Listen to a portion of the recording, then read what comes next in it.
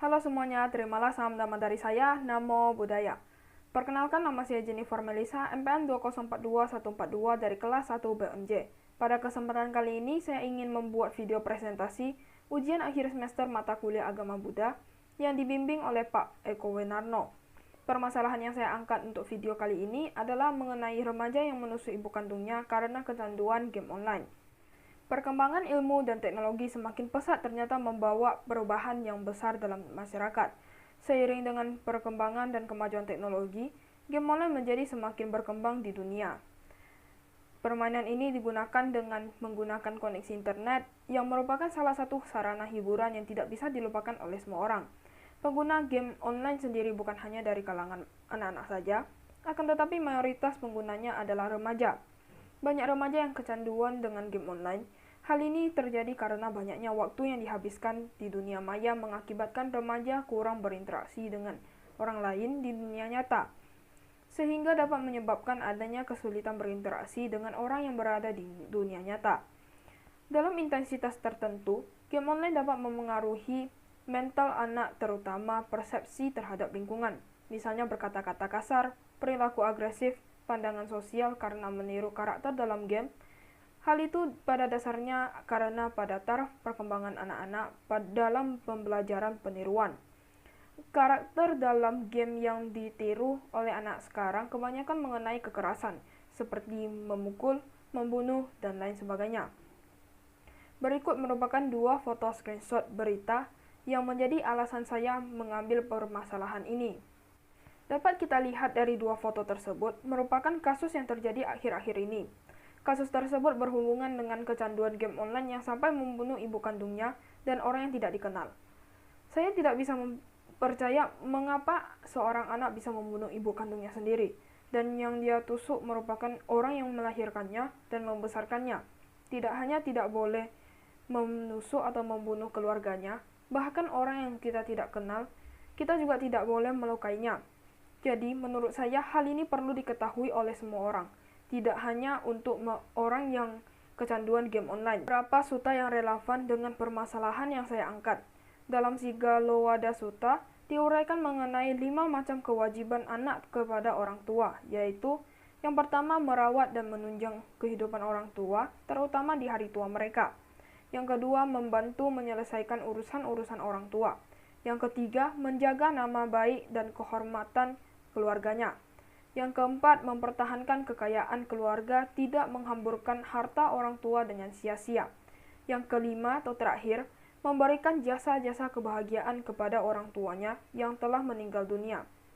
Dalam kitab suci Dhammapada bab 5 ayat 67, Sang Buddha bersabda, bila mana suatu perbuatan setelah selesai dilakukan membuat seseorang menyesal, maka perbuatan itu tidak baik. Orang itu akan menerima akibat perbuatannya dengan ratap tangis dan wajah yang bergelimang air mata.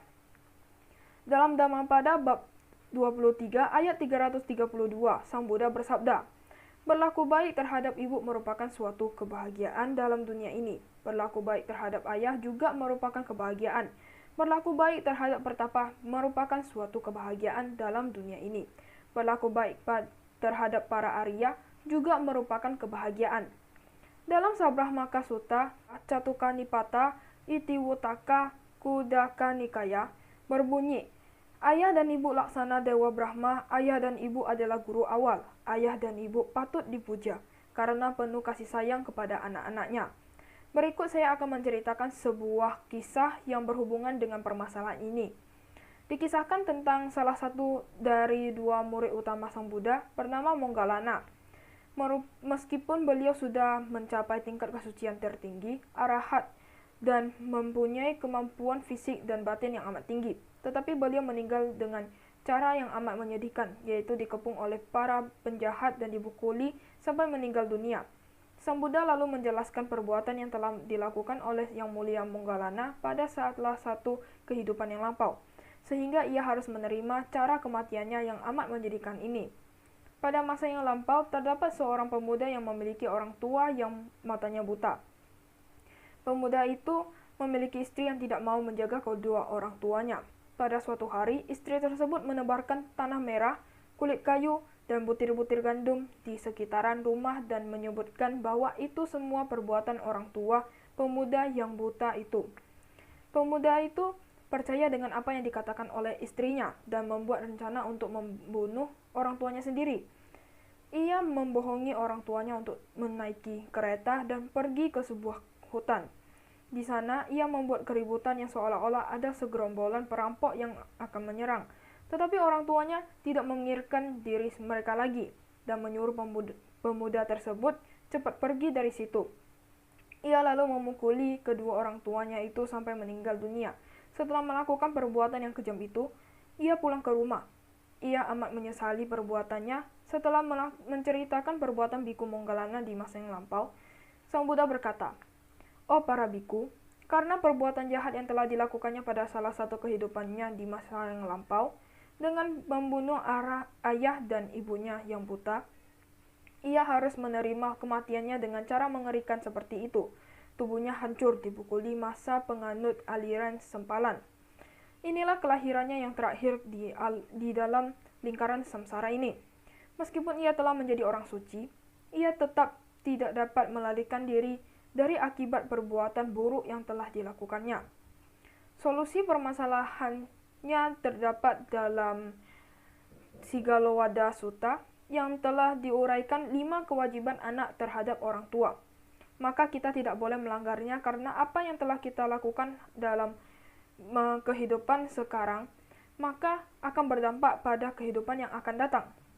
Seperti yang telah diceritakan Sang Buddha mengenai Biku Monggalana yang pada salah satu kehidupan sebelumnya membunuh orang tua sendiri dengan sadis sehingga pada kehidupan sekarang Yang Mulia Monggalana dikepung oleh para penjahat dan dipukuli sampai meninggal dunia. Kita dapat balas budi orang tua dengan cara berikut. Yang pertama, melakukan perenungan di hari ulang tahun kita. Karena pada saat kita lahir, ibu kita mengalami kesakitan yang tidak bisa kita bayangin. Yang kedua, berbuat kebajikan atau pelimpahan jasa kepada orang tua. Yang ketiga, atau yang terakhir, membalas budi dengan mengajarkan dhamma dan mendorongnya untuk mempraktikkan dhamma. Sekian dari presentasi saya mengenai remaja menusuk ibu kandung karena kecanduan game online. Apabila ada kesalahan kata, mohon dimaafkan. Saya ucapkan terima kasih. Namo Buddhaya.